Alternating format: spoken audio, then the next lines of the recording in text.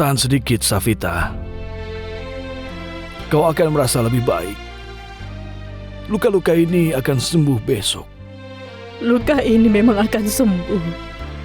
Tapi bagaimana dengan luka emosional?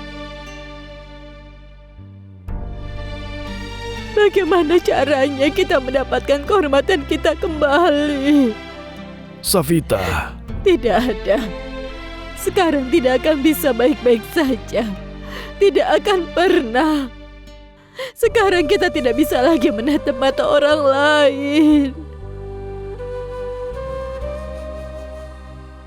Aku tidak bisa menghadapi siapapun lagi. Akan lebih baik jika polisi itu membunuhku saja. Paling tidak aku tidak perlu menghadapi para tetangga. Tanpa alasan Archana sialan itu melakukan upaya balas dendam kepada kita. Apa yang orang-orang pikirkan tentang kita? Tidak akan ada pria terhormat yang mau menikahkan putrinya dengan keluarga kita. Bagaimana Pandu bisa menikah nanti?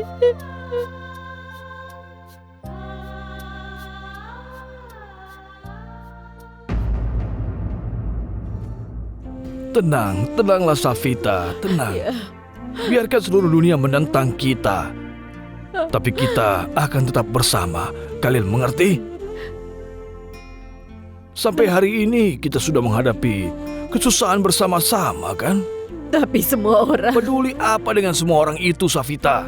Mereka mencari-cari alasan untuk menyebarkan gosip. Tapi hidup kita tidak boleh berhenti hanya karena orang-orang yang akan mencela kita. Pertunjukan harus tetap dilanjutkan.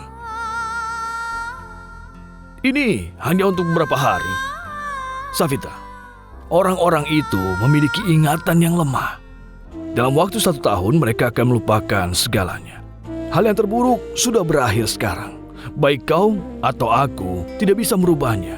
Kita harus melanjutkan hidup kita ke depan. Kita harus berjalan dengan kepala tegak.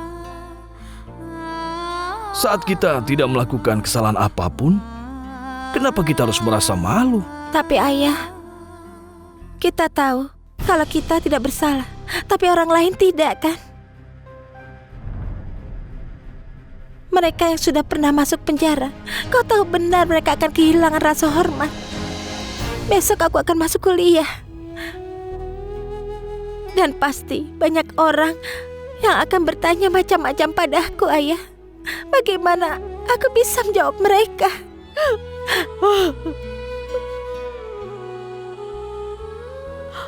Archana benar-benar sudah menghancurkan kita. Kita belum pernah dipermalukan seperti ini seumur hidup kita selama 2 hari. Dan mungkin ini untuk seumur hidup.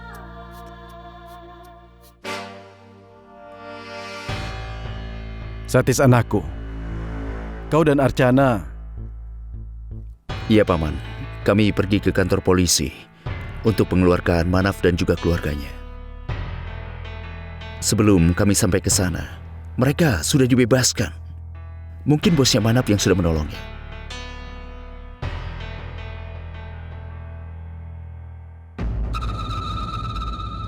Baiklah, aku akan pergi. Baiklah.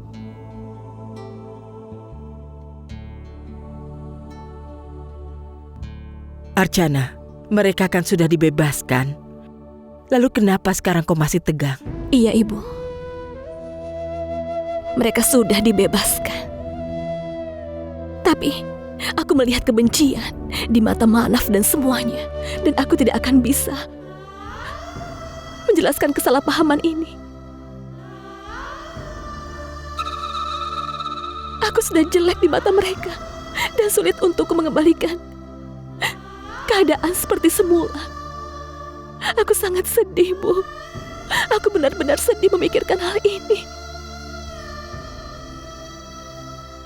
Kakak ipar sudah menyingkirkanku dari hati Manaf. Karena dialah hubungan emosionalku berada dalam bahaya. tidak akan pernah bisa memaafkannya.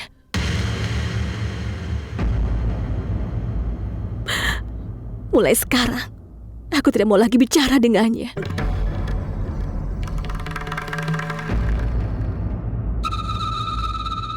Tidak akan pernah. Archana, kenapa kau tidak bisa mengerti?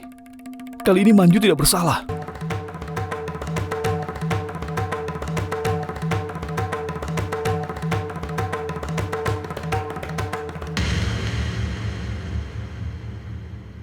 Kakak, Manaf dan aku telah berpisah.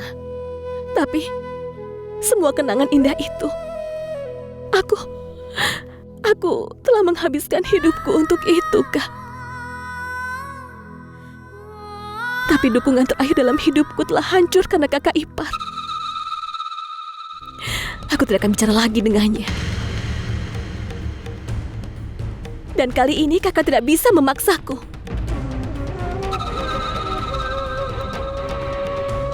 Kalau kakak merasa kakak ipar benar, tidak apa-apa. Tapi bagiku dia bersalah. Dan akan selalu begitu.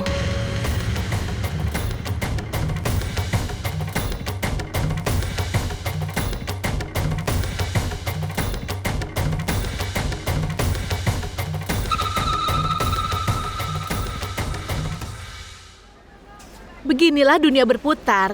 Seseorang menuai apa yang dia tanam.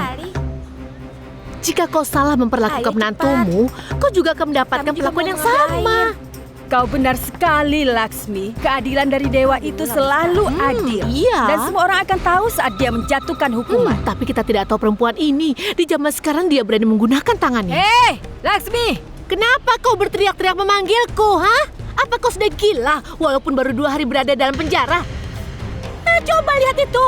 Dia yang bersalah dan dia masih berani mengancamku. Sampai saat ini aku tidak pernah menyentuh menantuku. Jangan bicara sembarangan. Ya, itu sebabnya. Benar. Kalau kau tidak pernah menyentuhnya, lalu kenapa polisi-polisi itu menahanmu di penjara?